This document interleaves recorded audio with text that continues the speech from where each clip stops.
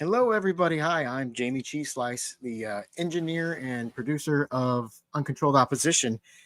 Today, we've got a full house, but I just want to let you guys know if you're watching this show for the first time, what we are doing is actually recording a radio show, but we're just doing this recording live on YouTube and Rumble and all those channels for your benefit. And, but we're going to record for 1 hour. And you're going to get to see all the stuff from the show that's unedited. So you get to see the behind the scenes stuff. So if I have to jump in and make a correction or something, you get to see that. But I'm going to edit all that out for the radio. So anyway, that's what we're doing. We got a full house. We've got the old school combo couch crew here today. We got Pasta, Niko, and Fiorella. And we're going to just mostly focus on Zohran Mamdani. Also talk a little bit about Panquake. Let's go ahead and bring on our host, though, Gloria and Jeremy. How are you guys doing? Gloria and Jeremy, how are you guys doing? Good. So, you guys ready? Yeah, it's an exciting show. We got all our friends. It's going to be busy. It's going to be very busy. So, I'm going to be juggling all the muting and everything like that. So, let's go ahead and bring on everybody. We got Fiorella. Well, Pasta's here, but he's going to stay backstage for a bit.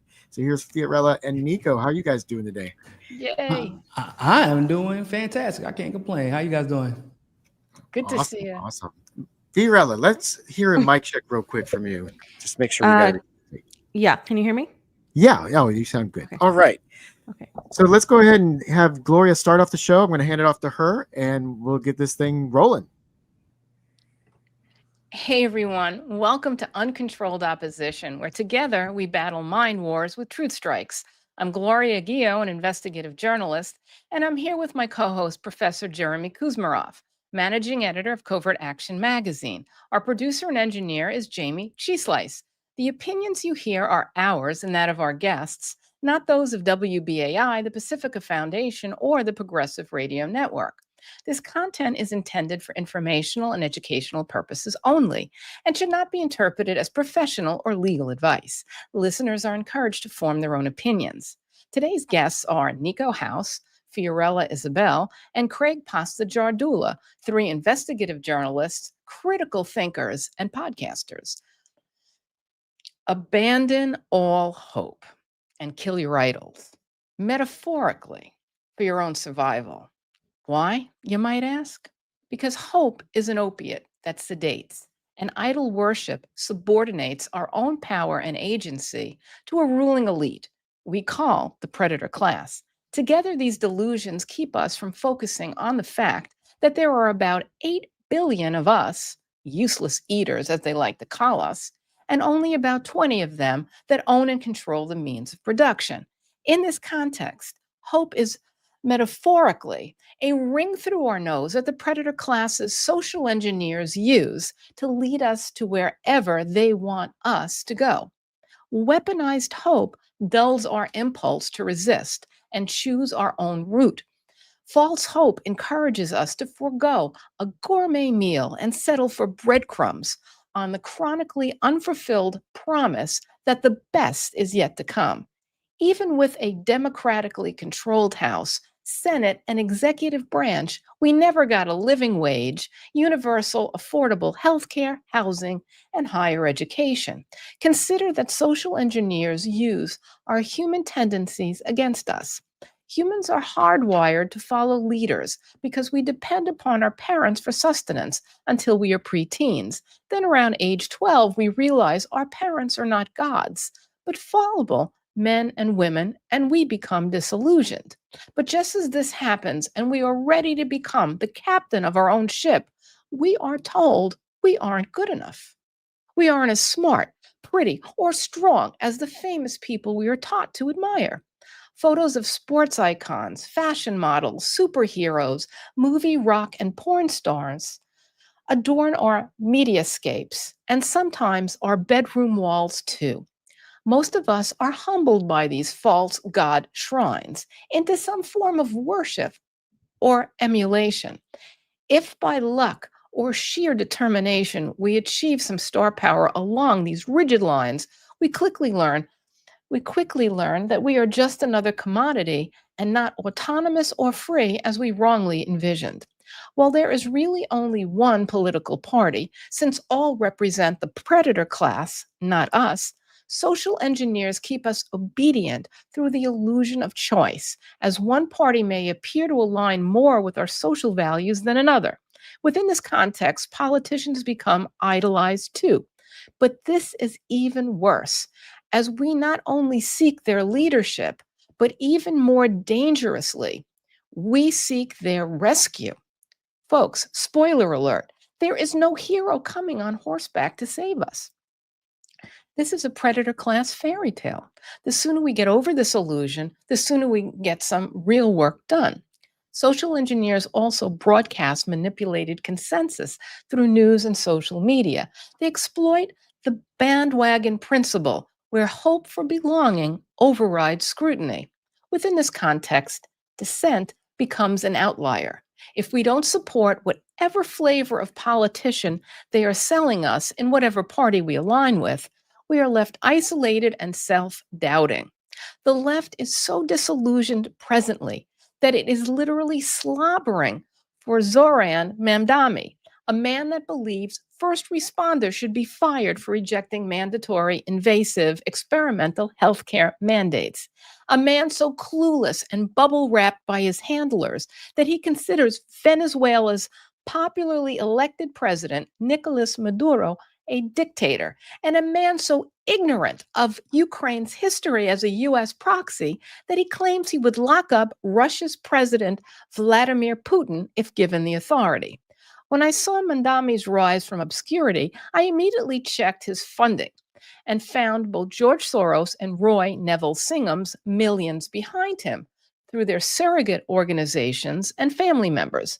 This is not a grassroots uprising. This is AstroTurf with a desperate lot of true believers thrown in for good measure.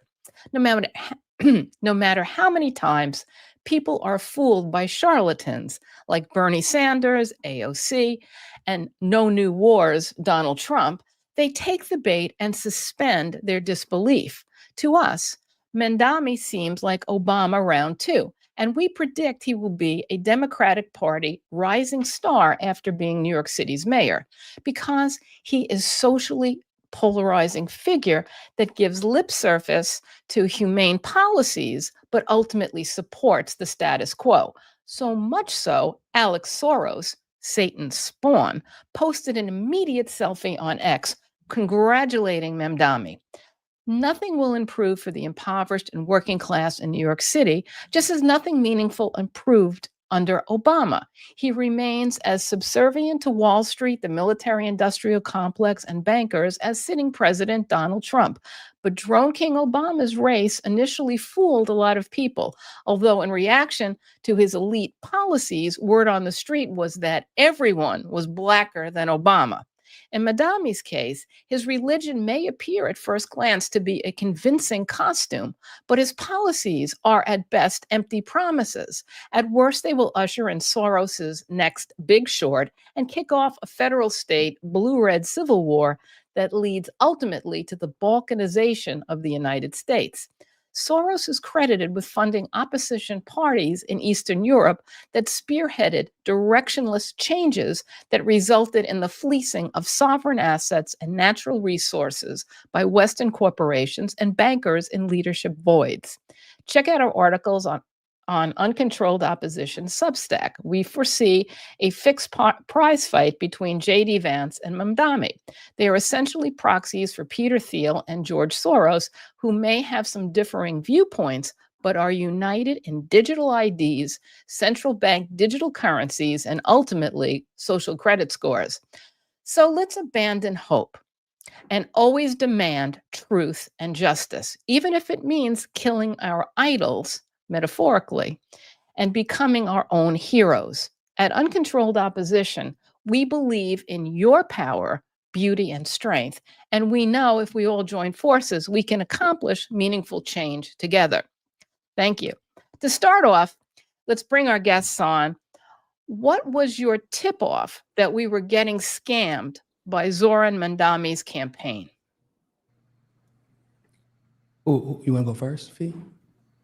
No, I mean, I thought it was pretty obvious from the start, considering that he began surrounding himself with the likes of Elizabeth Warren, with the likes of Alexandria Ocasio-Cortez, the Bernie Sanders movement that has been entirely captured and essentially weaponized to sheep herd people back into the Democratic Party.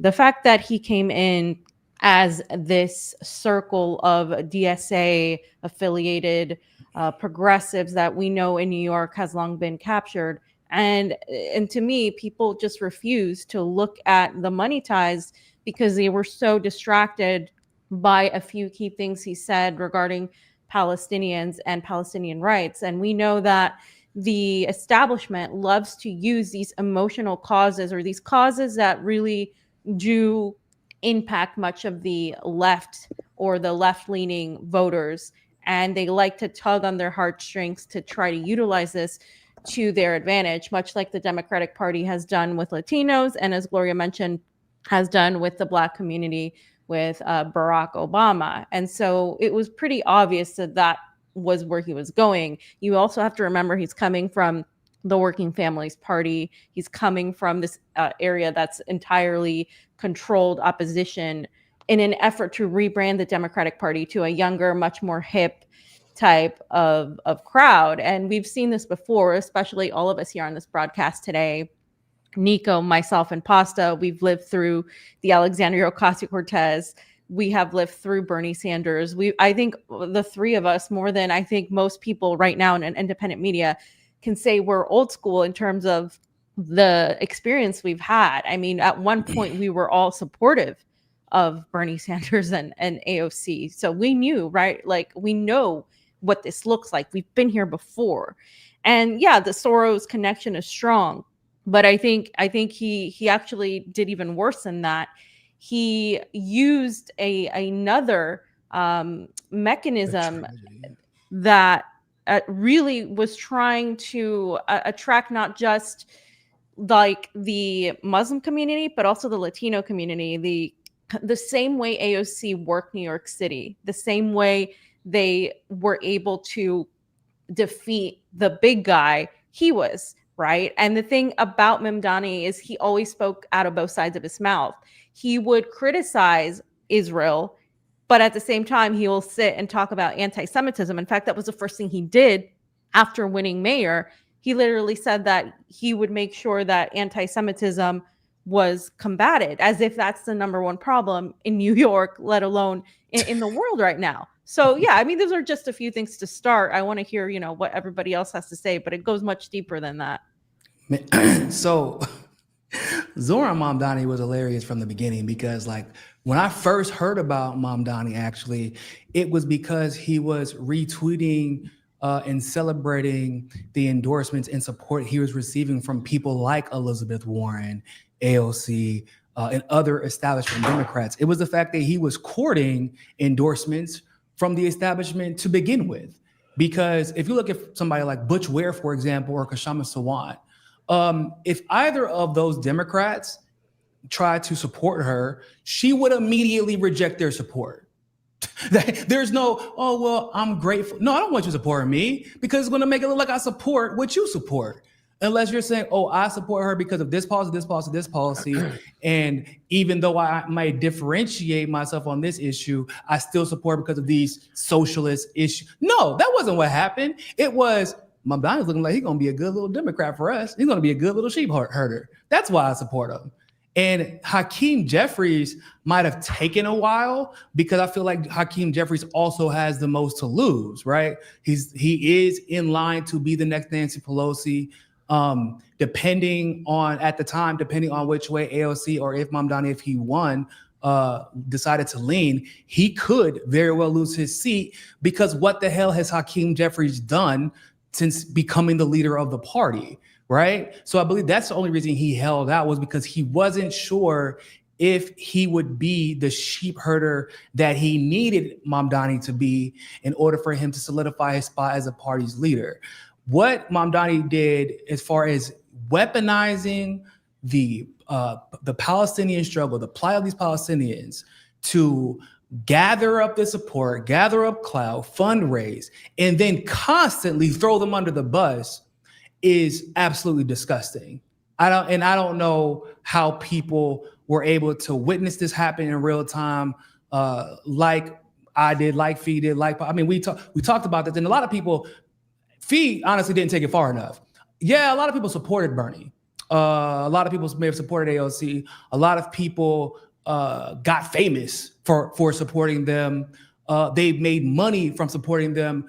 Pasta, Fee, and I invested our time, invested our energy, traveled with these people, took hits and took heat for the things that we did, not as journalists necessarily, because yeah, we were that, but I mean actually being on the campaign trail. We witnessed the pattern, this pathological pattern of behavior from people like Bernie Sanders, from people like AOC, from people like Tulsi Gabbard. So when we were trying to warn people about Mamdani, it wasn't because we just don't want y'all to have nice things. It's because we understand the most toxic thing that can happen to a blossoming movement is somebody like Mamdani. He is the worst, because he can't run for president supposedly because he's from Uganda, and even though his dad might be a naturalized citizen, he can't run. However, there's a caveat to that. Ted Cruz's dad is the only reason Ted Cruz was able to run for president, and that if he decides to run in 2028, that is going to be disputed because Ted Cruz's dad also wasn't born in the U.S., and neither was Ted Cruz. But the whole naturalized citizen thing, I inherited citizenship, might be the key to Mamdani being able to run. And if he is the future of the party, you can bet your ass that is exactly what they're going to try to do. They're going to make the argument that Ted Cruz is allowed to run, and therefore Mamdani should be. And in which case, he would be the future of the party, and he is seemingly more dangerous in that regard than AOC is. This Craig Pasta, Jardula, thank you. Sorry for my delay to the show. I had some family things I had to take care of. This is for WBAI, right? Okay, so with that being said, I don't know what you guys are talking about. Mamdani's awesome, right? I mean, we're mitigating damage over here, guys. This is the lesser of two evils. If we get a rent freeze for a little bit, if we get free buses, I mean, that's a small step forward. It is incrementalism, but we are moving in the right direction. I mean, Mamdani's bringing to the table for New York what Bernie Sanders could have brought for the nation, right? I mean, so what if he talks about socialist leaders, real socialist leaders like Nicolas Maduro and Diaz-Canel, and repeat CIA talking points that there are authoritarians that didn't really win their election? Who cares if he says that now is not the time for a grassroots movement to campaign and primary Hakeem Jeffries? You guys got to look. We're not getting big wins here. We're getting small wins, but we are mitigating damage. He's the only one on that stage, for crying out loud, guys, that said he wouldn't go to Israel. I mean, isn't that enough? It makes me feel good. So what's wrong with having a feel-good movement for a guy who's a democratic socialist? I don't know where you guys make me are feel from. good. Like, okay, so you don't go kiss the wall. Okay, so what you're telling me is you're engaging in Zionist activity for free, right? You're not getting any money from them, allegedly. Like, he's getting money from Zionist Jewish donors, but like he's not being explicitly asked to be a Zionist. Okay, but you're going to bring on a Zionist police commissioner who was the police commissioner when students were getting their heads beat in by the NYPD at Columbia and other universities during the pro-Palestine protests. And she's never apologized for it. There's the same Zionist police commissioner in Tish who spoke at the ADL and said that she will not tolerate any anti-Semitism, with 0 words of condemnation of how her NYPD engaged with those students, right? So like, people ask me, they say, well, at least he's pro-Palestinian. Yeah. Oh, okay. What does that mean for New York? Because that's what he's the mayor of. He is not running for president. I ask people, what does it mean for New York that he is pro-Palestinian if he's going to keep Tish? What does it mean for New York if he's pro-Palestinian, if he's talking about putting together an anti-Zionism, anti-Semitism task force? It's scary. If I was a black person in New York and primarily black people voted for him, which is actually kind of crazy, but also look at the other options, right? Which is also the reason why I think they had Mamdani run, because how could you lose? You're running against a sex pest and Eric Adams of all goddamn people. Like, it's not gonna. There was no way for him to lose as long as he didn't. As long as he didn't do something egregious like molest somebody. Like, that was the bar, and people think this is some massive victory. No, he just had to not be a Cuomo. Whoop-de-freaking do. But like, what does it mean that he is quote unquote anti-Zionist? If he's putting in a Zionist police commissioner, if he's talking about putting together an anti-Semitism task force, if black people were the ones that got him elected, but when we're talking about discrimination, we're talking about disenfranchisement, I haven't heard a single word come out of his mouth about what he plans to do for the black people who got him elected. So what does it mean? What does it mean for the Palestinians that live in New York that are experiencing being attacked verbally and physically every single day, being discriminated against every single day just because they're Palestinian? What does that actually mean? I can tell you what it means. They have somebody who's going to virtue signal for them in New York. I mean, what you're saying, Niko, sounds very misogynistic over here. What did you want, Cuomo to win? And I don't care if he said that despite people not getting hearing and due process, and those people who lost their jobs because they refused to take a a shot during COVID, he's standing true to his ground, and he said those people didn't believe in science, and he would not hire them back. But at the very least, we're mitigating damage, and we're getting something here, guys. Did you hear what he said the other day when they asked him, what does it mean to be a real New Yorker? He says the meaning to be a real New Yorker is that you have to know the difference between a hookah lounge and a bodega. That's some really good stuff. That's about bringing culture back to the office. So basically, that's how you figure out if somebody just moved to Brooklyn about 5 or 6 years ago and is a hipster. Like, I guess that's like a good measuring stick. But what's funny is, like, he talks about making buses free. Last time I checked, Mamdani actually doesn't have the power to do that. That is actually straight from the governor and from the state legislature, specifically because that falls under the metro system, and the metro is actually ran by the state government. People just don't know that. So there are a lot of things that he's promising that he actually can't deliver on without Hochul backing him. And Hochul's not going to allow it to happen because if you're actually a New Yorker, you want to talk about real New Yorkers, Pasta's a New Yorker, I'm a New Yorker, and I lived in New York and I left New York for various reasons. Bro, the majority of the state actually complains because they have to pay for the metro of the metro that city New Yorkers use. Like, that's a whole thing that nobody talk about. But if you live in New York, you know it's a thing.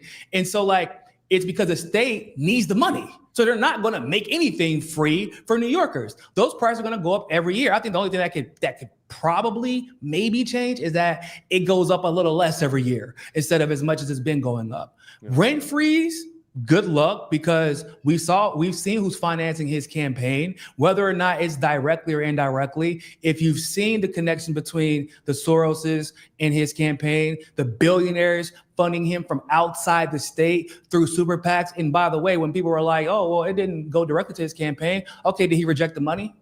Did he say, I reject this money? I said, I do not want billionaire money because I don't want it to influence me. That's the important part. Did he reject it? No. So he's promising things that he doesn't have any power to control. Like Pasta was talking about, they've admitted that the concoction that you would not put into your body is problematic in various ways. And he's standing by this fascistic idea that because you decide to exercise autonomy over your body, that you shouldn't have your job. And then you're going to weaponize a genocide in the same way we witnessed AOC do when she was saying Kamala is going to fight on behalf of Palestinians and challenge the genocide. When we know, and she knew, Kamala had zero intention on doing so because Kamala said it. So yeah, Mamdani is a problem. I don't know what good. Like, I honestly. But what about the culture, Niko? Listen, he says he prefers a bagel over a bialy, and he likes sliced jalapenos. He eats with his hands. I mean, this is a new type of breed inside the mayor's ball, right? The mayor's mansion, wherever he lives and stuff like that. Why is it wrong to bring some culture to the table over there? Why does it have to be because the right way man running stuff? So there's one thing we haven't addressed here that I think Pasta will like to address as well, is the fact that Mamdani has been used as an excuse. He's called an Islamic jihadist communist that's going to bring Sharia law into New York. And that narrative was weaponized by the right in an effort to paint him as like somebody that's actually threatening when he's as milquetoast and non-threatening as they come. I mean, the guy Like, is not a threat at all. He's a milquetoast to the Muslim establishment at that point. whatsoever. Like, he's a milquetoast He's being Muslim. criticized by actual Muslims who live in these regions that are receiving these bombs because they're like, what is this? Why are we? What good is this going to do for the people of Gaza? It's also not going to do good for the people of New York. But it's this narrative that actually makes him extremely dangerous. As we were pointing out earlier, it's much more dangerous for us as people who are really looking at promoting an idea of anti-empire, of promoting this idea of not succumbing to corporate money. The guy has a 501c4 where it's dark money, and we're not going to know that. We're not going to know what money he's getting. Now, the thing is, it's much more dangerous for us all in general when we have to fight both the right narrative that is saying this guy is a Muslim jihadist, even though we welcome Jelani with a red carpet at the White House. Like with the same week, he got elected. Oh God! Yeah, the same week, or the left that thinks this is the greatest victory ever, and therefore we should all be very happy and proud, and we have achieved greatness and all this stuff. That like makes it impossible to not criticize them also by saying this guy is like a neoliberal rebranding, like he's light. He's a Zionist light type of figure, which makes it harder for us when we have to oppose both. And I think that is the intent, because as we were saying, it's much easier to talk about a neoliberal straight up establishment Democrat. You know like who Nancy he reminds? Pelosi. You know who he reminds me of, Fee? He reminds me of the 2016 version of Trump. That's like, but on the left, right? Because when Russiagate happened and we had to criticize the process of how that was handled, we were immediately attacked as being Trump supporters. I'm like, no, I just know that this is a CIA scandal and Hillary doesn't want to take her L. And this is an excuse because we all know the color revolution in Ukraine had already happened. We already know that there were plans in motion prior to Trump getting elected for us to engage in Ukraine in some way. And Obama had already ramped up spending in Eastern Europe as a signal that we were planning on getting involved in Ukraine in some way. We had already had beef with Ukraine because of the Biden family and the Biden mafia. And basically Trump somewhat interrupted that. And so what happened was every time we were like, okay, yeah, like South Korea and North Korea getting along is actually a good thing. You must support Trump. That means you're a racist and you're a neo-Nazi. Huh? Hold on, no, I'm confused. No, I'm just saying like them not going to nuclear war with each other is a positive. That's a net positive. No, you're a neo-Nazi. Okay, I'm not sure how we got here, but that's what's happening with Mamdani, right? Whenever I tell people, yeah, like there's not a single, like I don't see any situation why we should be supporting Hakeem Jeffries. If there is anyone who wants to take out Hakeem Jeffries, I consider that to be a positive. Why? Because even if it's somebody else who isn't Hakeem Jeffries, they're more vulnerable to be beaten again than Hakeem Jeffries is. Now's not the time. Now's not the time. It's not the time now. It's not the time now. And you also got to remember that this guy has talked about exposing predatory landlords out there. He's out there. He's getting a picture of these buildings that are falling apart, and he's exposing these people for who they are. I mean, and he also wants to raise the minimum wage in New York and greater New York to $30 an hour in a couple of years. So, I mean, in a couple of years, there are small victories. We got to take the W's when we get them. We hardly get any of them. I mean, you can't see the W here, guys.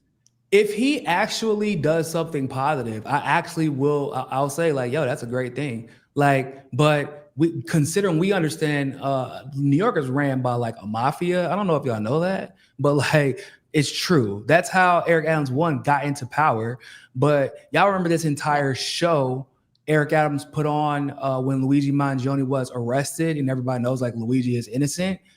Why do y'all think that show was put on, and who do you think was behind it? Right? How did Eric Adams even win for that matter? Because Eric Adams was a piss poor mayor in Brooklyn. Like he should have never even had a chance to win. But whenever they pick their guy, that guy wins. People like it's weird because people on the right, for example, they think that like Mamdani might be the worst thing to happen to New York, which I don't actually think is the case. Because I'm like, y'all survived Giuliani. Giuliani was horrible.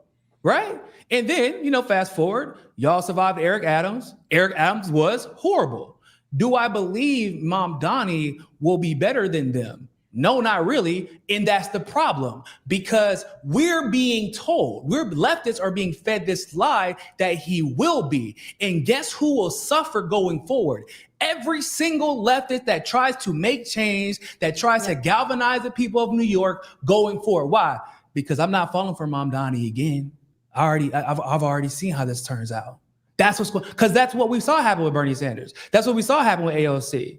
But the Hassan Pikers of the world will continue to sell this lie and continue. They'll literally tell you this guy's a savior. And then when he screws everything up and they start blaming Democrats and making money off of going at Democrats again, it's going to be the same cycle. They tell you that Mamdani, even, especially with his words recently, where he was asked directly, there are two primary challengers right now that are trying to take out Jeffries. It's Osei, who's a councilman right now, and what is this guy's name?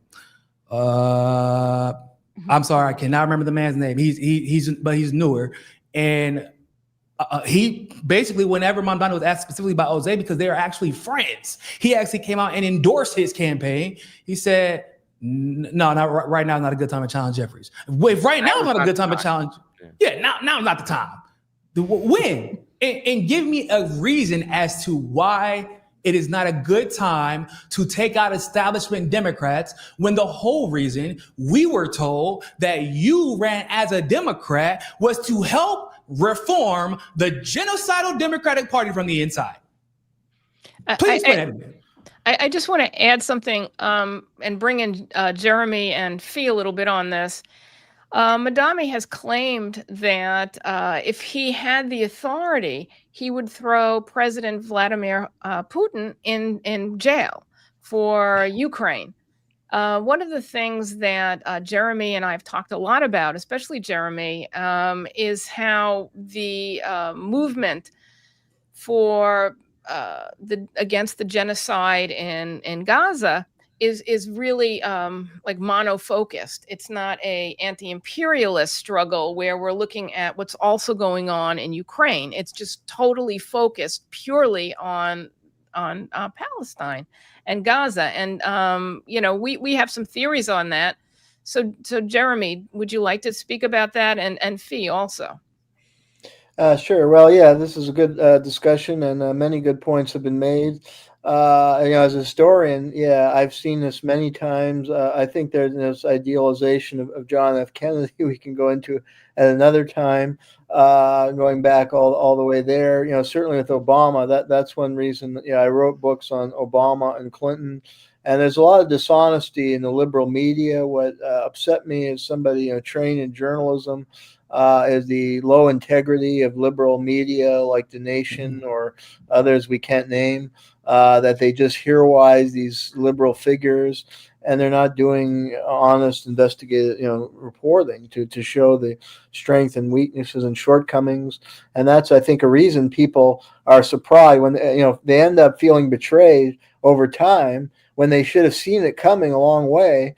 And it's in part the fault of these liberal media that heroize these figures and make this is some great event, his election, when it's more politics as usual. And another dishonest thing of the reporting is that there was no reporting. A CIA agent, they were gushing over Mamdani's election. And firstly, the World Socialist website had some good articles about right away his key appointments, as deputy mayor. They all came from previous administration, Bloomberg. There were all these insider corporate types. So right away, we have a clear indication that this is business as usual in New York City. He's appointed these corporate types and remnants of past, Bloomberg, and who are corporate conservatives, Wall Street conservatives. So, and then the media, The Nation and these other outlets, I found nowhere, because I have an article coming out in Covert Action on the election of Abigail Spanberger as governor of Virginia, and she's a CIA agent. She worked in the CIA in the Middle East. She had promotes CIA talking points. She was in Congress for 8 years, Democrat, and she was promoting all the things we hate: the Russiagate, the war on Russia. And, I mean, this is a disturbing phenomenon. You have a CIA. We never had that in U.S. politics, that now the CIA is infiltrating all levers of government. And it's a complete breakdown of the American system of separation of powers. And can I amend that? Can I amend that? Look, we've never seen them do it overtly. It's Yeah, always been overtly, covert exactly. operations. Exactly. Yeah, it's always been covert. Yeah. So why weren't liberal with that election? November 4th, they were just promoting these gushing articles about Mamdani as if the revolution has come, and no reporting on Spanberger and these trend in the Democratic Party toward the CIA military industrial Democrats. The governor of New Jersey, Mikey Sherrill, comes from a background in naval intelligence and is the same cut in the same mold as Spanberger. So as far as the direction of the Democratic Party is not exactly an optimistic one. And as far as the Russia stuff, I had an article. Sanders, I think, had been a disgrace. I had an article comparing him to Roosevelt Wallace, and I judged Roosevelt Wallace. I think that was when the Democratic, before the McCarthy era, that was a moment of promise for the Democratic Party when Roosevelt signed the Yalta agreements, cooperative agreement with the Soviets, and Henry Wallace, as the vice president, traveled to the Soviet Union and was promoting cooperation with the Soviet Union, and there should be no Cold War, and we should de-escalate the U.S. military empire bases and focus on domestic spending and have peace with the Soviet Union. And he was ousted in a coup 1944, and the Cold War went forward with the Democratic Party convention. And Sanders has been a gung-ho anti-Russia hawk, and even more so as the years go on, and pro-NATO, and that's what you see with AOC, and as you're saying, Mamdani. So it's and that's as far as like social, those of us on the left who want to see more robust social programs, end to inequality. I mean, that's channeled into the military-industrial complex and this $1 trillion military budget, and that's justified through this threat mongering and anti-Russia phobia. And I think and Sanders and AOC, they're all playing into this, and they're all supporting the Cold War, so they shouldn't be considered progressives. And the other point I wanted to make was I forget. Yeah, with regards to there's one other thing I wanted to make regarding to this issue. But anyway, go ahead. I lost. Yeah, I just maybe you'll remember. I just want to jump in there on two things that we need to mention. Is Zohran Mamdani's wife has been pushed into the spotlight as somebody that's a leading example of a feminist, socialist type of woman. In fact, they've been cosplaying as socialists, but he's actually like a nepo baby. And it's kind of perfect for the time, because that's exactly like the era that we're in. But his wife is actually a pro-regime change in Syria, and has advocated before for the ousting of Bashar al-Assad. And people just don't talk about that part. And this is pointing to what Gloria said earlier, that the Palestinian movement is extremely tunnel visioned in only talking about Gaza, and hasn't made the connections. Not everybody, but I guess the majority of people in the United States or the West that back Palestine haven't really made that connection to empire and to the region and in the Middle East, and how these same Democratic and Republican agendas that are basically part of the Uniparty are at fault for the destruction of the entire region, from Iraq to Afghanistan to Syria, and now the attacks on Lebanon. All of this is connected. And when I talk about Mamdani, I like to connect it to the foreign policy aspect, because he is a mayor of New York. He's not really going to be participating in foreign policy. This is why the left loves it so much, because a lot of the progressive left doesn't care about foreign policy. But as someone that truly believes this, and I know Tulsi Gabbard took it, but I truly believe this, our foreign policy is our domestic policy. And the way to distract us from paying attention to foreign policy. To be fair to you, we're the ones who taught her that. So just want to be clear. Yes, that's true. AOC said it at a rally, though. Fee's humble. AOC said it, but she took it from us too. And she took it from us too. Yeah, all those talking points. I'm gonna keep it a band, because I'm tired of everybody taking all of our motherfucking. Oh, excuse me, radio. My bad. I'm tired of everybody taking all the credit from me and Pasta and Fee. Yeah, a lot of those talking points that got these people elected, that made these people famous, we literally gave them. And which is why once we were no longer part of these campaigns, once we were no longer writing speeches, prepping their debate talking points, they sound lost. They sound jarred. They sound ideologically inconsistent because consistency was coming from us. I just want to be very clear about that. That's why Tulsi looks like she's freaking lost all the time now, and she don't know what she believes in. Okay, and just really quickly, guys, shameless plug, really quickly. I'll give it right back to you, Gloria. Don't worry about it. But now these people are saying, we now know that Epstein had connections with the Mossad. Well, the Truth Wire, which was formerly the Convo Couch, if you go to our YouTube and you hit the most popular videos, it's got about 500,000 views from almost 7 years ago. It's titled Epstein and the Mossad Family Connections. Shameless plug here on WBAI. Hey, no, shameless plug. Hey, they got demonetized for how far ahead they were on that issue. Like, I was in the house when Pasta and Fee and Johnny were not sleeping, researching on this. I'm not joking, guys. I used to make fun of them all the time because I'm on the couch like, bro, I'm not about to be out here with you. I gotta get some sleeping. You know, you don't stay this pretty by not sleeping. And so I had to get some sleep while Pasta and Fee and Johnny were putting in work on this Epstein stuff, and they were getting demonetized for all of the things people want to admit to being true now. So my point is like this whole idea that like Palestine is like, oh, they get tunnel vision on Palestine. It is 100% true. We can use, once again, Mamdani as the example. Mamdani is from where, everybody? He's from Uganda, which means he is, especially given who his father is, should be perfectly conscious of everything happening in Africa right now. It is not like this, like before, you could kind of put Africa in the background, unfortunately, because the issues seemingly were not interconnected. But now we know how connected these issues are. We're seeing Nicki Minaj speak at the United Nations over what's happening in Nigeria. She didn't know what she's talking about, but that is how I was about to speak Portuguese. Sorry, guys. But that's how much people are paying attention to what's happening in Africa. What has Mamdani said about Africa? Well, you can't really get any votes from that. So it's better to focus on Palestine. I can't get any votes from talking about what Ukraine has done to the Donbass region. I can't get any votes from talking about color revolutions, some that have taken place in Africa. I can't get any votes from even talking about what happened in Uganda and what's continued to happen in Uganda. So I'm talking about Palestine instead because I'm pandering to Muslims. Yeah, Muslims live in Uganda, but those are Africans. It's different.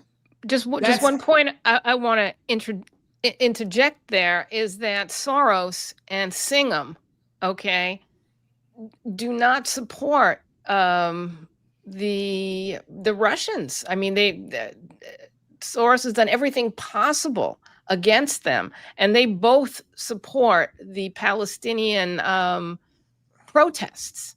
They and that's are also, Gloria, it's just a the diversion from the main theater. The Pentagon now is China and Russia in a great power competition. So I think they're happy if the anti-war movement is singularly focused on Palestine, and that's also a very polarizing issue, and they know that. So go ahead. Yeah, especially because they're losing the propaganda war. Go ahead. Evil?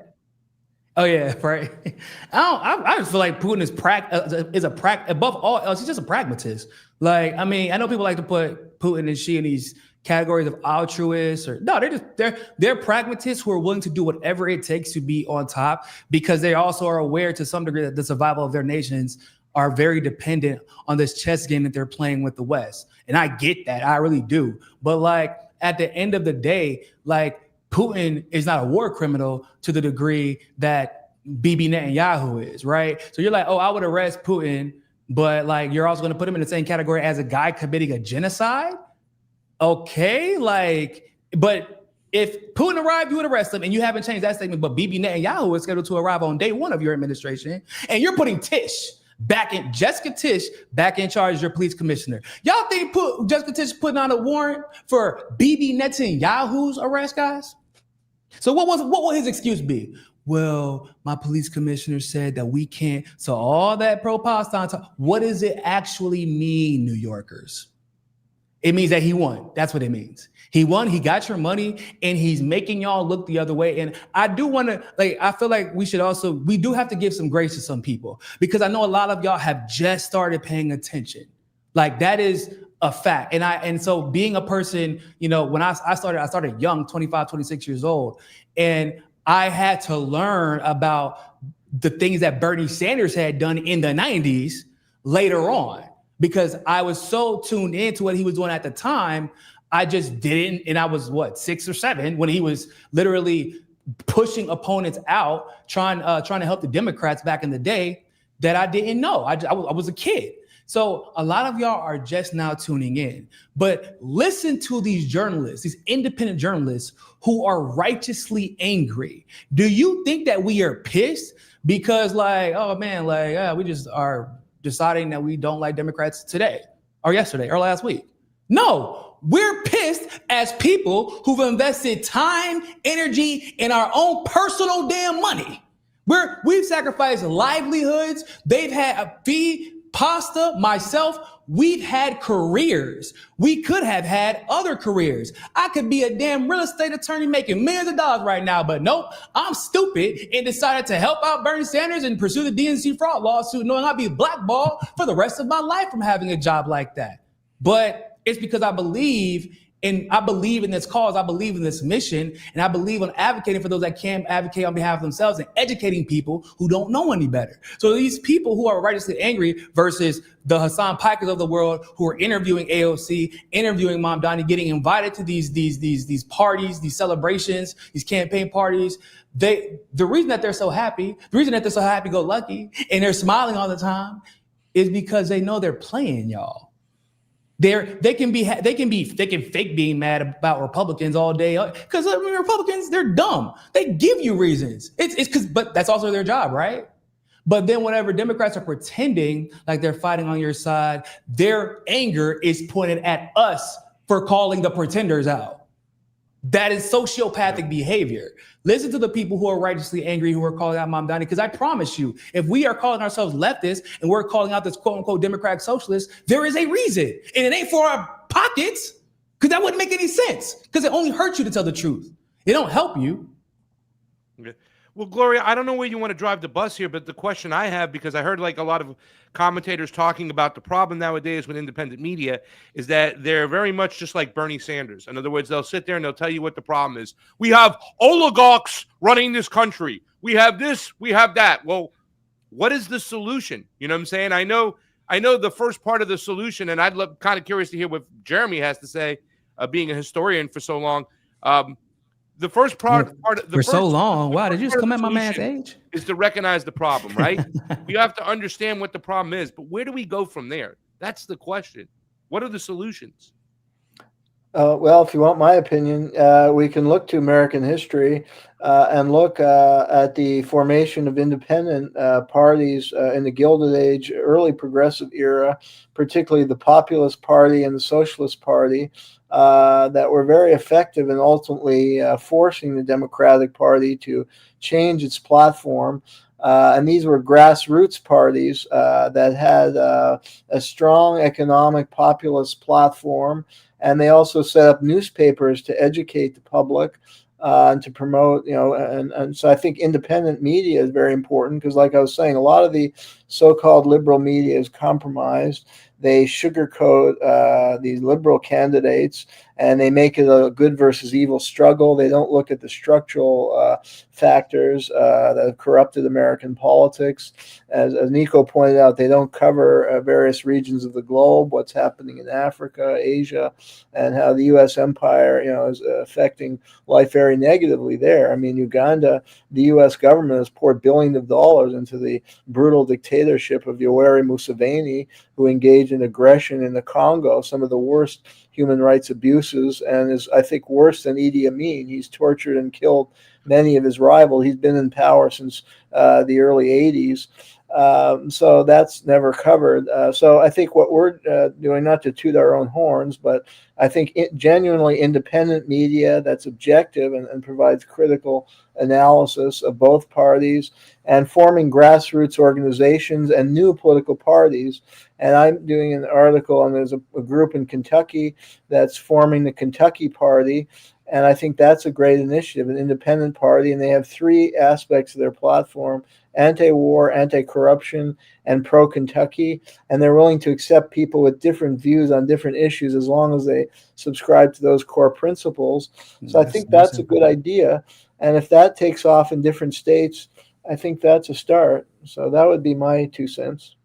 Yeah, I just mutual want to aid. add. I just want to add something here to Jeremy and a counterpoint. Not because I don't think Jeremy doesn't have good ideas, but because I'm past the electoralism in the United States. Because I think it's too captured and too far gone for us to really get any legitimate change like we got before. Before what he mentioned was entirely possible to create parties like a socialist party and a populist party, and to be able to do this through being able to build movements. Right now, in the United States, there are no movements that are not captured. You have fractured people who are trying to do what they can and trying to build communities, but the movements themselves are captured. Everything from the civil rights has been captured. Everything has now become digitalized and focused on AI, and we are being manipulated and controlled and data mined in this way as well. So we need to bring in an understanding of the new material conditions that we face, which are basically the social media and online space, and how it's being utilized to create controlled opposition, to create an idea of people that are bringing about change that actually are not. And I think that the future going forward is going to have to involve the internet. It's going to be a battle. It already is a battle online as to the truth versus everything that's fake, because it's impossible almost to discern between AI and what's not AI nowadays. And so for us, I think the challenge is going to be understanding that we have to look outside the box in terms of electoralism, because that's not going to get us anywhere. And I think the way the United States is right now, for example, we're seeing Donald Trump talk about how he's the peace president. We're seeing how he's talking up how America is great and all of these things. While the economy, I just got back to the United States from Russia. The economy is absolutely tanked. I mean, everything is so expensive here. Beef prices are the highest ever. I'm sorry. Fam. I'm sorry, Fee. Beef prices are the highest ever. Wait, I just want to break in for a second. I think this is a great opportunity for you to talk about Panquake and what's been going on with their legal situation, Fee. Yeah. We're coming up to the close of the show, and I really did want you to be able to tell our audience what's been going on. Yeah, and I can tie all of this together. So in the United States, we're coming up to this moment where things are very dire. I mean, we're coming to a moment where I have friends that are in the industry of banking, investment, and real estate and development, and they're basically telling me that it's going to be worse than 2008. That what we're seeing now is just, it's going to be the beginning of a very, very dire situation, right? It's and called so I think that by the way, we need to the word. What? It's called stagflation. Yeah, well, stagflation, but also we're going to see a resurgence of the 2008 collapse. Essentially, that's going to be much worse, and you can see it right now in the housing crisis, where housing prices are dropping and people are being laid off because of AI. And so now this is the thing I want to transition to with the AI thing, because for the longest time, I think, and even longer than Pasta and Niko and I have been doing this, the left has wanted an outlet for something, and not even just the left, but any populist movement, any anti-establishment movement has been wanting an outlet where they can speak without being censored. And we know that Elon Musk's Twitter has been absolutely controlled. The algorithm is insane. People basically pay to promote their tweets now. We don't know the algorithm behind Elon Musk. Basically, if he likes you, he'll promote your stuff. If he doesn't like you, you'll have 200 and something 50,000 followers like I do, and nobody will see your tweets. And like, that's essentially what we've come to right now. And for the last few years, there's been a development in Panquake, which started out by a group of like nerdy anti-establishment activists that were working on a voluntary basis, and they've created now this social media platform, because that's what it is. It's a social media platform that mimics in a way what you think of as Twitter, but it will have pretty much the same thing without an algorithmic manipulation, without censorship, and with a decentralized blockchain-based layer 1 platform, which basically means that anybody can look at this code and none of your information is data mined. And I think when Pasta and I talk about elections, we have focused on the blockchain thing because it is something that is impossible to hack. It is something that's going to provide the most transparency, right? And so a lot of people have been saying, where the hell is Panquake, or what the heck is Panquake? What's going on with this? Well, the thing is, people who are working for the Talk Liberation social media, Talk Liberation development house are the ones that have been using now Panquake and are the ones that are pretty much doing these quakes, which would be like the equivalent of tweets, and have been using it every day. Now, this is coming very quick because it's called the Panquake Lite phase. So only the people who work there are using it. The next phase is a beta. And very soon, I can't say the exact date because this is in direct competition against people like Elon Musk, against people like Mark Zuckerberg, Facebook, Meta, all of these people. This is going to be and is a diametrically opposed idea where nobody's censored. You can fully see the algorithm. Basically, nobody's going to be favored over another. All of the things that we have been wanting and much more are going to be on this platform. Now, the thing is, they've faced strong opposition from banks being debanked by a bank in Iceland, having the money withheld for 9 months, being unable to really promote this, on top of being smeared by a lot of people on independent media who don't know the time and money it does take to like create an actual thing like this. And now the apps are in development. They're basically almost finished, guys.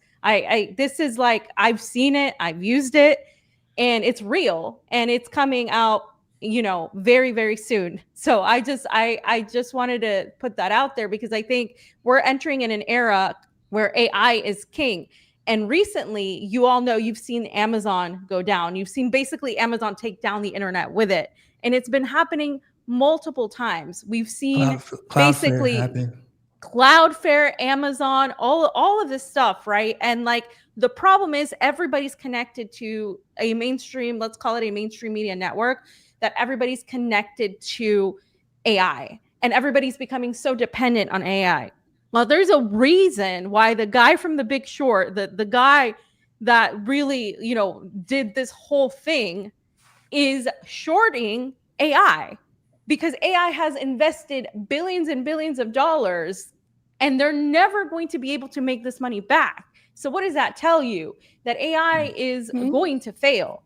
It is on the verge of failure. And right now, what we're seeing is that everybody who's been using AI has failed. But all of the stuff that I'm talking about, whether it's Panquake and everything that they've already developed so far, has not been affected because they're not tied to AI. And so we're going to have people say, well, that's not, the future. The future is AI. Well, AI is just like basically a command. It's basically you're giving a program, telling it to do something, right? Yeah, you're giving it instructions, essentially, prompts to be able to create something. So I think that we have to really focus on really looking at AI as what it is and what it isn't. We've got to wrap it up, and we're a little bit over. So I'm just going to take this opportunity to thank Niko House, Fiorella Isabel, and Craig Pasta Jardula for joining us on the show, and also give each of you a chance, just real brief, to let our audience know how they can follow your work. You can follow me. Just go to my Twitter at YoPasta, and it gives you all the links to everything I got. We got this show, Pasta to Go, this channel over here where we do Uncontrolled Opposition live every Thursday. And then it's replayed on WBAI on Fridays, so you can check it out early. I also do my show Drive Time Wednesdays at 4 p.m. on WBAI. If you want to call in, give your opinions. It's a call-in show. It's great. Please do so. And Fiorella and I, despite all our traveling, are trying to pick it back up. The Truth Wire, which was formerly the Convo Couch, usually goes on Monday, Wednesdays, and Fridays-ish, 12:30-ish, and come check us out. And, of course, I do the Homeless Left. I'll be doing with Matt Weinglass today as well. Niko. You can find me on Twitter at Real Niko House. That's Nico with a K, not a C, by the way. On Instagram at Real Niko House. Of course, YouTube as well. You can check out my podcast, For the People Podcast. And also make sure you follow us on Hotspot Media on X at Hotspot. And we just got our Instagram back after a long battle with Meta in the courts. They let us finally make our Instagram again after them taking it away with 200,000 followers. So make sure you check us out on Hotspot. We do breaking news every single day. Me, David Hundayan, the foremost expert in African politics, and Nick Cruz, Socialist MMA on Twitter if y'all follow him, part of it too. So yeah, you can follow us there. And I have my Substack. I would encourage you all to go follow that. I'm creating articles, doing articles, but also doing another show called Critical Perspectives with Vanessa Beeley, who many of you know. And then that's also on our YouTube, Critical Perspectives, and follow us there. We'll be doing something very much on the China-Russia UN Security Council votes. And so look out for that one. That one's going to be interesting. The opinions you hear are ours and that of our guests, not those of WBAI, the Pacifica Foundation, or the Progressive Radio Network. That wraps up our show for today. This is Uncontrolled Opposition. I'm Gloria Guillo, joined here by Professor Jeremy Kuzmarov. Remember to like and share our broadcast. Your kind support keeps us going. Please find us on Substack, Twitter X, and Podbeam. Thanks for tuning in. Hope to see you next week. Thank you. Now, we're still live, folks, and nobody take your clothes off. Well, thanks, guys. I've got to run. I've got an appointment. Jeremy, you got to leave. We love you, buddy. Yeah. Great show. Great being on with all of you. Yeah, that was great. Yeah. Just rock and roll. That was like old school combo couch days. It was great. It was really fun. I just want to put out for the audience. I mean, Nico doesn't know me as well, but I spent my career in New York City government as an urban planner. And Really? I'm a policy analyst. I worked under Koch. I ran away when Giuliani came in, but then I came back. I worked under Bloomberg, and I left before, I forgot his name, de Blasio. So I have quite a bit of experience in New York City government. And when I got out of grad school, it was at the time where New York City was kind of pulling itself out of being the biggest slumlord in the world. Because what happens if the economy goes down is that the landlords, and in this particular case, they torched their buildings. And oh yeah, I forgot about that. The Bronx was burning, literally. And I had good friends that were on the arson task force back then. And so that happened a lot on the Koch, right? On the Koch? Before Koch, right? This was under like Beam and Lindsay, all this stuff was happening. And then basically New York City almost went into receivership, and then it didn't. But basically this is where you had all the street gangs, and you had all the Bronx burning and all of this stuff. And, one of the things that happened and why this happened is because you had a tremendous amount of influx from the South, and you had a tremendous influx from Puerto Rico. And not that, people were the issue. The issue is this huge influx of people and no jobs. People were coming into New York City because it had the highest welfare payments. So you had this tremendous influx of people, and you didn't have infrastructure. You didn't have housing. You didn't even have schools. So you had overcrowding. You had no jobs. And if you have these kind of situations where you have a population that has no income and are dependent on handouts, you have a tremendous amount of people who are also amenable to using drugs and alcohol, because there's really no other alternative. So people became involved in drugs and selling and buying and all of this stuff. So what happens is then you have this incredible danger, and you have crime go through the roof. And when I finished graduate school, I went to NYU, and most of the buildings, I just want to tell everyone, are named Tisch. And the reason for that is because Tisch is a billionaire family. This is this police commissioner.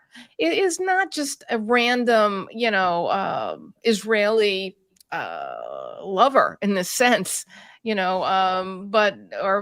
say a Netanyahu lover, to be really specific. But this is a very wealthy, real estate billionaire family. That's who Yeah, Tish yeah. is. Okay, she's an handpicked. heiress. He was handpicked. Yeah. She's an heiress. Okay, Mhm. so I mean, I've seen this stuff before, and when you have terrible crime, what happens is you have people of middle income means leaving the city in droves.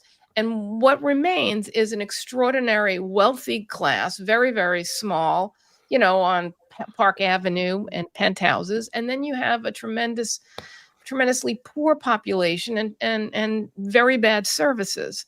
So, when I got out of graduate school, I was kind of fortunate because it was kind of this dot-com turn where money started coming back into the city, and there was a huge budget for renovating these burnt out, water damaged buildings, which were taken through in-rem vesting, is what it's called. And that's basically where people, real estate, abandon their buildings and they don't pay their taxes, and then the city takes them through receivership because they're delinquent on their taxes. So basically that's what happens. So we've seen that. We've seen the 60s. We've seen the 70s. We know what it is to, make these promises that bring in populations and don't have infrastructure or services to accommodate people. You get chaos. And when you get chaos, you have flight. And basically, if you're trying to the word color revolution or balkanize the United States, what you do is you start with the cities, and we've seen this. So you put in people in these cities that are going to do this, and if you look at the cities, that's who the Democrats are putting in. These guys that are promising stuff are trying to create this, and then you're going to have this blowback where you have the Republicans, in the federal government saying, which is what they said to New York City. They said, drop dead. I forgot which president, Gerald Ford said to New York City, drop dead. We're not going to give you any money. So what that sets up is this balkanization, this fight, the civil war between the states and the cities, and the federal government and the states and the cities. So what we see, looking historically, and then projecting ahead or extrapolating, is that this is happening. This is going to happen. This is the next few years. And all we Do you can think that Mamdani has that the city actually has the budget to do anything that No. It's going to just attract people. It's not going to provide for them. There's a big difference between that's what I thought. saying, come to us, we're going to give you this, and then they get there and they don't get it, which people found out. I mean, it was a sanctuary city until it wasn't, and that door shuts very abruptly, and then people are stranded. And then you have all of this, increase in crime and illness, and then there's no place for the kids to go to school. So it's just this poison. And so basically, what Fee is saying, and what I'm saying also, I think is that things are going to get worse, and what we can do, and what we all do here, all of us, is we teach and we show, and we try to get people not to say what we're saying, but to see what we're saying and compare it to the other stuff they're getting, and then to use their own judgment to make their own decisions and to question narratives. So if all of us can do nothing other than get people to question prevailing narratives, we have succeded, in my humble opinion. So Thank you. keep it up, guys. Thank you. Thank Gloria, you. how did Thank you. Mario Cuomo play into all this stuff? You were around with Mario Cuomo, right? Because I remember, I have very little knowledge of him, but I do remember him kind of enlightening me when I heard him speak. Like, he just seemed like he's very different than his sons, right?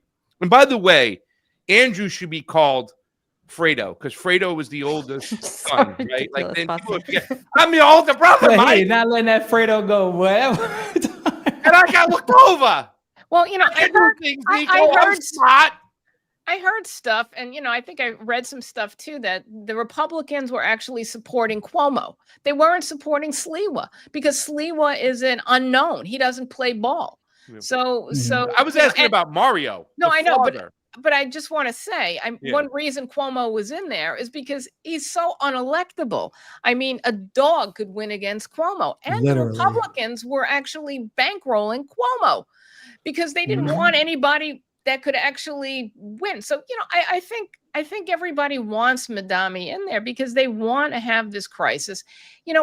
This is something that everyone should understand. Okay. The stock market goes up in steps, but it crashes like an elevator. And if you are shorting the economy, that's where you make your money. And if you study Soros and you really study Soros, that's how he's made his money. He's called the person who breaks the Bank of England. I mean, it's this wrong betting. It's this short betting.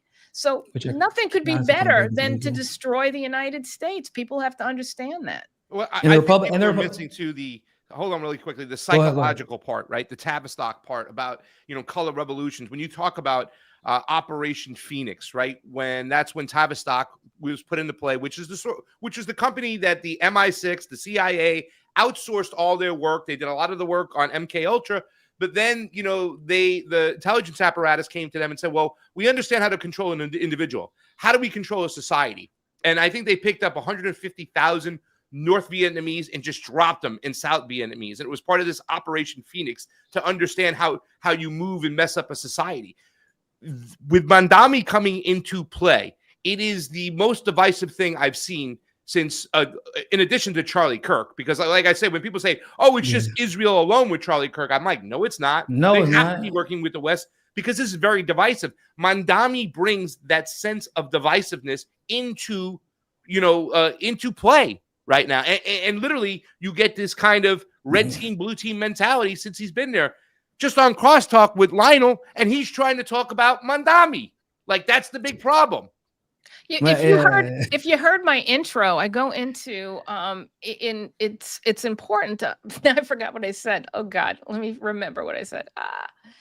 I lost my train of thought. Sorry, guys. Well, we were talking about like the Tavistock, it's not just the finances, right? Because I don't think people understand that. I don't understand that it's a grab for everything, resources, money, divisiveness. What I wanted to say is the predator class, and everyone jump in on this. The predator class may have some difference of opinions, but when it comes to digital currency, digital IDs, and social credit scores, it doesn't matter if you're Peter Thiel or if you are George Soros. You want the same thing, and the more chaos they create, the more they can roll out these things. And when I'm studying these digital currencies in other countries, they roll it out on people who are on the dole or getting social services first. So first it's the people on SNAP, let's say. Then it's the people on maybe people on Social Security, people on unemployment.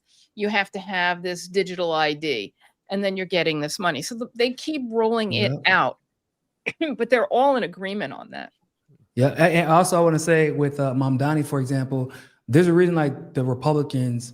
Really, I would damn near say the Republicans promoted Mamdani more than the Democrats did. And which is crazy to think, but then you got to remember Republicans are the most successful and they dominate elections, just like at a municipal and just like a federal self-serving level. Whenever a Democrat overpromises and underdelivers.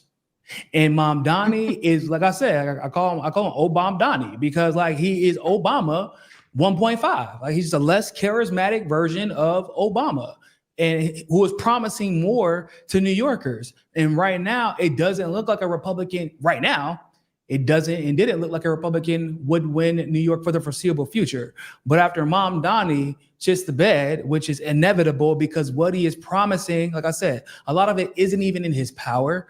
Hochul is seemingly openly planning on combating every initiative he wants to bring forward that might actually help. Like once he fails, what's going to happen? Republicans are going to take over. And yeah, they're going to screw people over too. But they're going to make a lot of money for their friends along the way. And Democrats won't have the credibility to come in and say, we'll be different because you had your opportunity and you weren't. Yeah. And that's what, and obviously that's not just a New York thing. That's around the country.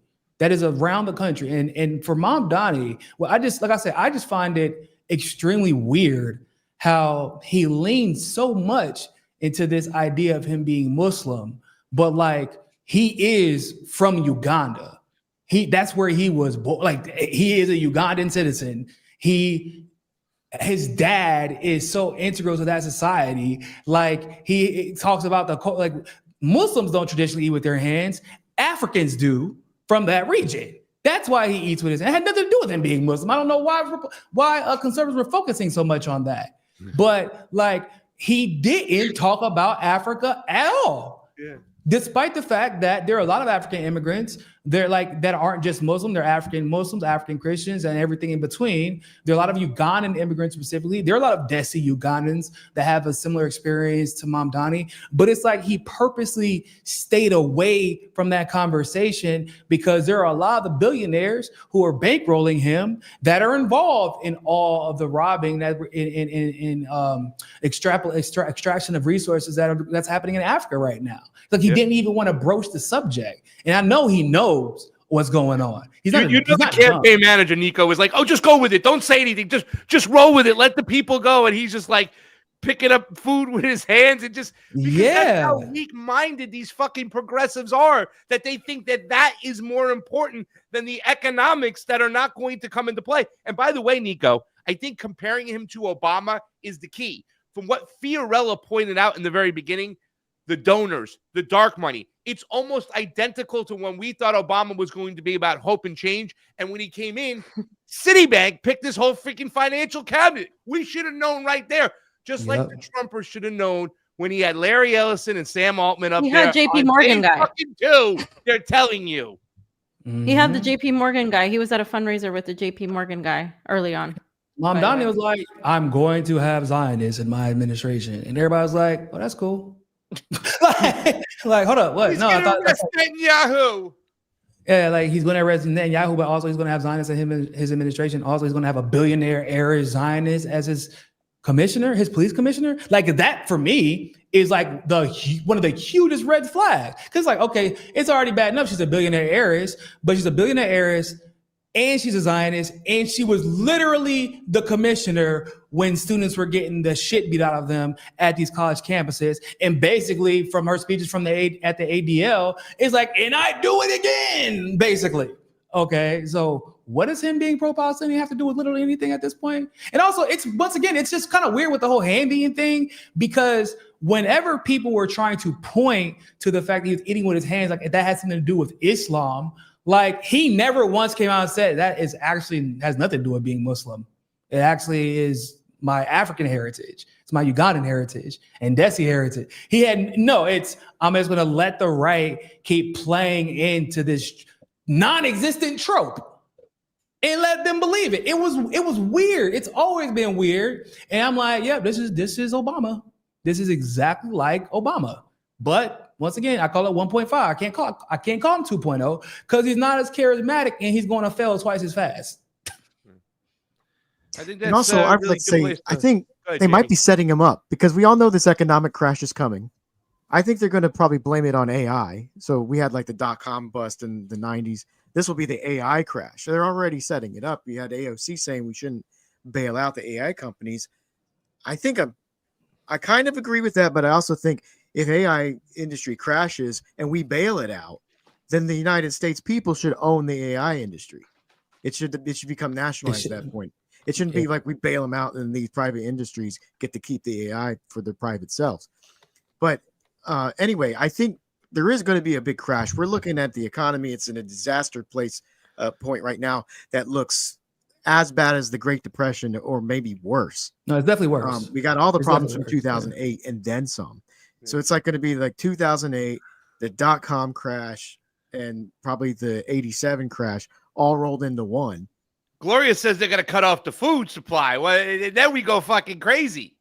Well yeah, they can do that to get everybody on the digital IDs and the digital currencies. But also, I think they're setting up Mamdani. Okay, so you set him up, you call him a socialist and a communist, and he's not a communist. And he's barely a socialist. He's not a socialist either. He's an opportunist. But put him in charge, and then the crash comes and say, see, socialism doesn't work. If we had the biggest crash ever, we have a We have the socialist mayor of New York, and that caused all the problems in the entire country. Yeah, right. I can actually see that happening. Yeah, look at what happened in New York. That's why the entire economy that's been failing for a decade that everybody predicted was going to happen failed, right? Because of the random socialists that got elected 2 years ago. But I would say too that when I was talking about the stagflation, that's like the technical term for what we're about. Like, that is actually worse than a recession. I have lived stagflation. Yeah, so stagflation was the 70s. I was exactly. Everybody, people don't realize how bad it was because the United States was affected by it, but everybody around the world. Because what happens is everything becomes more expensive, but nobody's working. And because nobody's working, nobody can pay for anything. So prices actually then begin to drop, but then the businesses can't stay open because, well, you can't, like, everything is more, like, to maintain your business, it's still expensive, but, like, you have to lower your price for people to buy stuff, but people still can't buy anything because they're not working. And if you can't afford to employ people, how are you going to keep your business up? It's like this vicious cycle. I think it happened twice in history, and it lasted for like almost a decade. It was not some small thing. It's a big deal, and it's going to be worse. And speaking of people not working, you've got AI coming, which is going to put a lot of people out of work. And so I know Fee said, like, AI is going to fail. Well, I mean, it's going to fail, I think, as a financial endeavor, but it's not going to fail as a technology, as a tool that people are going to use. But I think all this investment into it right now is really ill-advised. A lot of people don't understand it and what it's actually designed to do. And also, it's not ready for prime time yet. Like, it's doing a lot of impressive things right now in some areas, but it's still not there yet. I think we're like at least a year away, maybe 2 or 3 years away. Really? I'm thinking like we're a decade away. Well, it depends on what you want it to do. I mean, if you look at where it's doing stuff like video, like doing deep fakes and stuff like that, I think we're about a year away. Because look at where it was like 2 years ago. Look where it is now. It's insane. But so that's not like job. Like, I don't think that's taking people's jobs away though. Like that's it's taking out all the jobs in the creative field. Like, it's killing Hollywood. For now, but I don't think that it's going to. I don't think it's going to be like a long. I think that's what it's going to fail in the long term because like the deep fakes, they're creating AI and technology to discover the deep fakes, right? The videos, even to some degree, are like, people like, I don't know, it's like human nature is kicking in. People are able to tell off rip, like, okay, something's off here. It's on the cusp. Like, it's not there yet. But it's close, and it's just getting better, and it's getting better faster. I'll tell you where AI is not going to fail. Surveillance. Because you're right about that. Everybody's on the same page with surveillance. Yeah, you're right about that. That's what I'm going to say. In those areas, like surveillance, any job where you use a computer to do the job is going to be affected by AI. So a job where you might have needed like 30, 40 people in an office to do that job, you're going to now need like 1 or 2 people to do that job because AI is going to do everything else. I'm still like on the cusp. We'll be there to push the buttons and maybe fix something if something goes wrong. But you just put 50 people out of work. Now, take that and push that to the entire economy, the entire country. You're talking millions of people out of work. There's not going to be jobs for them. Not everybody can become a plumber or an electrician. And even if they could, we don't need that many plumbers and electricians. I mean, so yeah. Well, ain't nobody buying houses. So ain't nobody buying houses. So we really don't need that many plumbers. Right. Yeah. But all these things are coming together at the same time. You've got the housing market. You've got people can't pay their car loans. You've got AI coming, kicking people out of jobs. And that's a real big problem for a system that requires people to work to be able to participate in society. And we're not having a discussion about what full-time work should be. Like, that's true too. If there's not enough work for everybody to do work, then maybe full-time work shouldn't be 40 hours anymore. Maybe full-time work should be like 20 hours. But you should their suggestion is UBI, which plugs everybody into the digital currencies. That's their suggestion. We don't have enough work. We got to have a UBI, plug into the digital currencies. That's how they get you. And they're doing that in Brazil. I wrote about that. What are you seeing that? Or is it mostly people who are on programs? So like I know it's most people on programs. Like if they receive some type of a benefit from the government, they receive it to their accounts directly in the same way like people, but they don't do like SNAP benefits where you get like an EBT card or something like that. Like it goes directly to your account. So it is not like a digital currency; it's their actual currency so far. Right, but you can shut people off if they're a problem. Oh, if they don't comply with getting a shot. Or Yes, if they don't Lula comply with something. Lula is trying to make it so that you don't, if you don't get your kids to get a vaccine, then like he wanted to cut people off from their benefits. However, for whatever reason, the process has been so complicated that he actually hasn't been able to implement it. I don't know, like that's. But the scary part is he's thinking about it, and this is the frontier, and this is the frontier. That's his weakness. That's his weakness. Oh, he got more than one. He got more than one weakness, but that's the start. Yeah, that's one of the weaknesses. Yeah, but it's also a testing. I mean, if you can pull it off in Brazil, then you can roll it out in the United States. You know, for sure. I mean, it's kind of already a thing to some degree, isn't it, in the U.S.? Like you got to get certain vaccines to be at public school, right? Like, and eventually they're going to make it so that you have to get COVID vaccine. They tried to make me. So let me tell y'all a story real quick. So for people that aren't from Brazil, you probably didn't know, but like vaccines were not a huge deal here. There were a couple of the major ones like polio and like hepatitis and things like that. But they were made here and they were not from the United States, and it wasn't a requirement for you to live your life. Lula comes in and all of a sudden you're seeing vaccine commercials in the movie theaters. And I asked my wife, like, yo, is this normal? And she's like, no, this is actually new. I've never seen this before. I said, hold on, let me do some research real quick, because I feel like I've seen these companies before. And these vaccines are coming from the US. So the reason that Brazil was so confident in vaccines before is because like they have very strict regulatory measures to make sure that you don't have the problems that we have in the US. And that kind of all went out the window once Lula came in. And so he started bringing in US vaccines and US vaccine companies. And specifically, they got caught up because they brought in the polio vaccine that you take not through the needle, but the liquid that you take by the mouth. Right. And they wanted for me to give my son that vaccine when he was born. And I said, oh, y'all can kiss my ass. I'm not giving him that vaccine. And they're like, well, no, you have to. I said, okay, well, once you get the needle, well, I mean, because he's in the house all day anyway, and he doesn't have polio. But once you get the needle again, we'll have a conversation. But I'm not giving him that. He's like, why not? Because y'all just invented it. And it's not from here. It's from the US. Guess what they had to get rid of like 6 months later? That specific vaccine. Yeah. They had to start giving it through the needle again because it was giving people polio. My wife was like, holy shit. And I would have let them give it to him because like I'm thinking my doctor knows what they're talking about. I said, no, they're paid to give you. That's why they put so much pressure on you to give these vaccines out, give these vaccines to your kid, because they're paid to to have these kids take them. Yeah. And she was like, what the hell? Oh my God. She's like permanently freaked out now because of that whole situation. Because literally 2 or 3 months after I was like, kiss my ass, we're not giving him that, they had to remove him from the market. Yeah.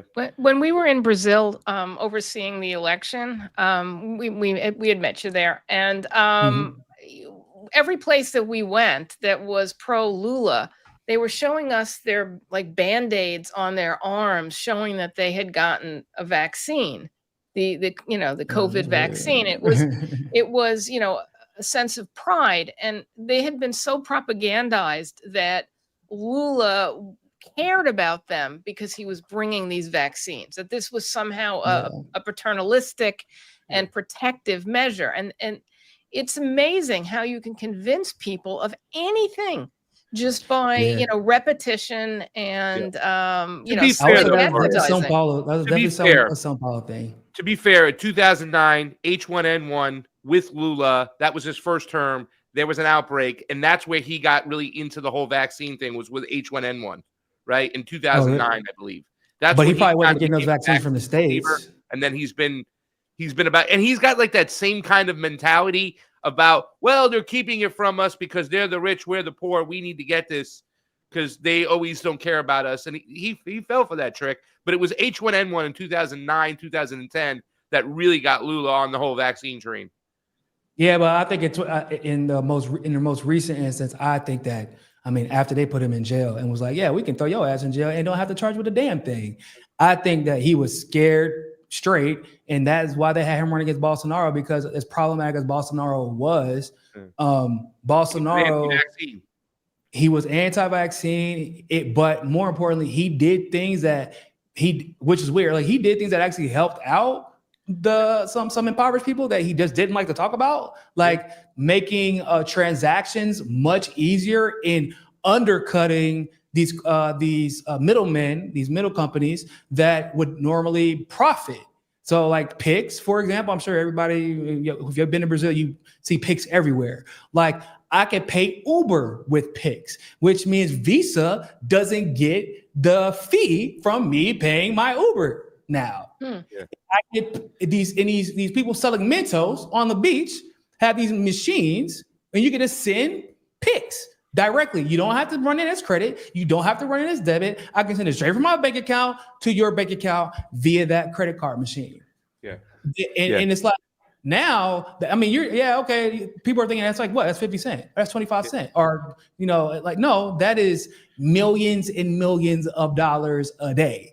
No, listen, Nayib Bukele with the whole, we don't know exactly how many people are using it, but the whole Bitcoin thing with the Chivo or the Chino banking, whatever, it cut out Western Union fees, which were ridiculous.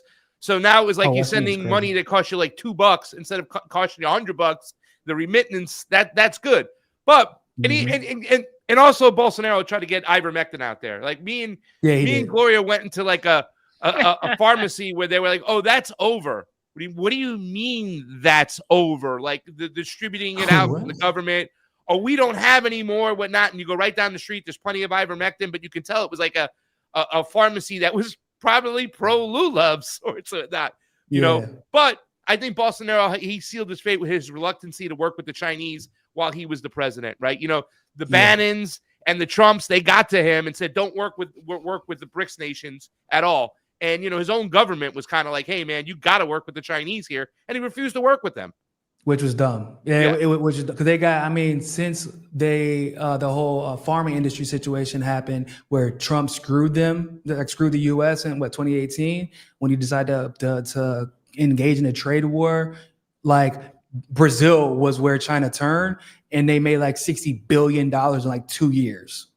Like it was dumb for Trump to do that. And Bolsonaro, if he would have taken advantage of the situation instead of kissing Trump's ass, he probably would have won, because São Paulo specifically benefited heavily from that partnership with China. They had to build a new port. They got so much stuff coming in and going out from China that they had to build another port in São Paulo specifically to deal with it. So like, and you saw the homelessness in Sao Paulo, right? It was terrible. It was awful. I mean, I know you can't blame everything on COVID on Bolsonaro, but he fucked up financially when it came to, dealing with these other countries. So Sao Paulo actually they screwed themselves over, because Bolsonaro, surprisingly enough, actually gave money to everybody during, like, nobody had to fight to get a bag during COVID. Even if you were working, everybody, unless you were at a certain earning a certain amount of money, everybody got money. I was kind of surprised by that. I'm like, hold up, y'all got? Because I asked my wife, I said, y'all all got money? It's like, yeah, like everybody did. Now, when you say everybody, so she's like, yeah, like you had to be basically rich to not get money. I said, under Bolsonaro? She was like, yeah. I said, hold on. Because I remember when I was living in the States, we literally almost had to go to war with our Congress to get the little bit of $4,000 maybe in total that we got. So you're telling me that they just gave y'all money even if you were still working? She's like, yeah. In some places, they didn't even cover rent. Yeah. But I mean, I talked to people from Sao Paulo, that Camilla hooked me up with, and read some articles and stuff. And they say that even the bourgeoisie that normally sticks together, walks from lockstop, half of them walked away from Bolsonaro because they would just say, and they would talk to people that used to be middle class, and they're like, yo, I have no eggs in my refrigerator. I have no milk. I have no That's a chicken. big thing. It's just that Yeah. the economy is not doing what it used to. And a lot of people in the bourgeoisie were like, well, let's go back to the guy who really lifted this country, you know, up to the next level in Lula, who had so many economic gains. Let's give him another shot and bring him back in, because Bolsonaro is just not getting it done. So Bolsonaro ignored the interior, like the inner like the rural areas of Brazil, and you can't do that. Yeah. Like, and right now, Lula's doing unfortunately, he's doing the same thing to a large degree. Which, like, I don't know if y'all have heard, like, seen all the memes about how expensive coffee got here, but at one point it was like 50 to 60 reais a bag. People were going crazy because you How much is that in America? Brazil runs on coffee. For those of it's you who like- haven't been to Brazil, Yeah, like coffee and is a- sugar. That's it. You coffee and don't sugar. screw with those two things. Exactly. And like, so in America, it's like what, $12 or something like that, a bag. But like for Brazilians, that's like 4 bags of rice. Like, it's not, it's like you got to make a life decision that day on whether or not you want to drink coffee. Bro, what people were going mad here. I'm talking about like damn near protests in the streets. You know, everybody in the morning in Brazil, like, it's a very polite country. So everybody do like bon dia, good morning, good everybody all the time. It doesn't matter. Like, yeah, that bon dia shit stopped for about a good 2 weeks. Then people were pissed. They were not happy about these coffee prices, bro. I promise you. Like, when we go get coffee, like, I was even like, hold up. I mean, I'm American, so like, I'm not paying what they're paying, but even still, I'm like, hey, babe, go ahead and get that cheap brand over there. Cause we was getting pilon. Like, nah, we're gonna have to get that the store brand today, because I'm not paying 55 reais for a bag of coffee, because it was ridiculous. It finally came down a little bit, so it's like 35 reais for a bag of coffee. But something's going on here in Brazil where I don't know what this administration is doing, but it is so there's a stat that came out the other day that said inflation is at a record low, but like they didn't actually admit, for one, that was from like a year or something like that ago. Like, that's what they were counting. And like, cause I had just went to the grocery store. I'm like, yo, did y'all actually inform the grocery store? Cause I just went shopping and I paid more. Now, like, it doesn't even matter if the value of the dollar, for example, compared to the real goes up. Like, because I'm still paying the same amount because of how expensive everything is getting. It's like, I'm like, yo, the same thing that's happening in the US is happening here. And because Brazil is kind of like just now waking up politically to some degree. They're just now taking interest in it because they're starting to see there's an economic and social value in it, in the same way that people saw in 2016 there is. So like, they're not actually realizing, for example, that Lula in this administration, at least, is acting very much so like Obama, for example. And so you have this tribalism where when something bad is happening, no one wants to admit that it's happening. Like, for example, Alexander Moraes, being a judge in his own case against Bolsonaro. Like, literally, he was accusing him of something, and he's one of the judges that decided that Bolsonaro was going to be guilty. And as corrupt as the U.S. is, you would never see some shit like that. That is completely and totally unethical. But he literally was part of the decision-making to decide whether or not somebody was guilty in the case that he was an accuser in. That is insane. Y'all know Moraes he's a problem. He is, the Alexander? dude was, Alexander, him. The one who was the former I know who he is. security minister of São Paulo. Yeah. Like, people think that he's some liberal social. No. And I'll be seeing people on the stage cheer him on. I'm like, y'all do know he's a cop, basically. I hear that guy's name too often because of my Japanese friend who's from Brazil, from Sao Paulo, and she's a Bolsonarista. Forget about it. I hear about Alexander Moraes all the time. It's like, send me videos all the time. I'm like, I don't want to hear about it. Can't avoid it. Gloria, you ready to wrap this sucker up? Yeah, let's call it a day. All right. Why don't you Jayme. play us on out? Put her on the big screen. Jayme. Well, I usually close the show for So then you close it out. Close Jayme. it, because I got to go to another show. Yeah, Sorry. because everybody. Thanks, everybody everybody. drops out. Thanks, Jayme. All right, so everybody, thank you for watching this episode of the Convo Couch. We've had a good time today, and we will be back next week for Uncontrolled Opposition with another great episode. It will be Thanksgiving, but we're going to still do a show. So we'll be back next week.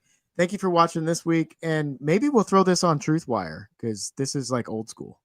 Let's do it. Love Yeah, you guys. this- Peace out. Really good conversation. Thank you, everybody. We'll see you next week. Have a good one. Bye-bye.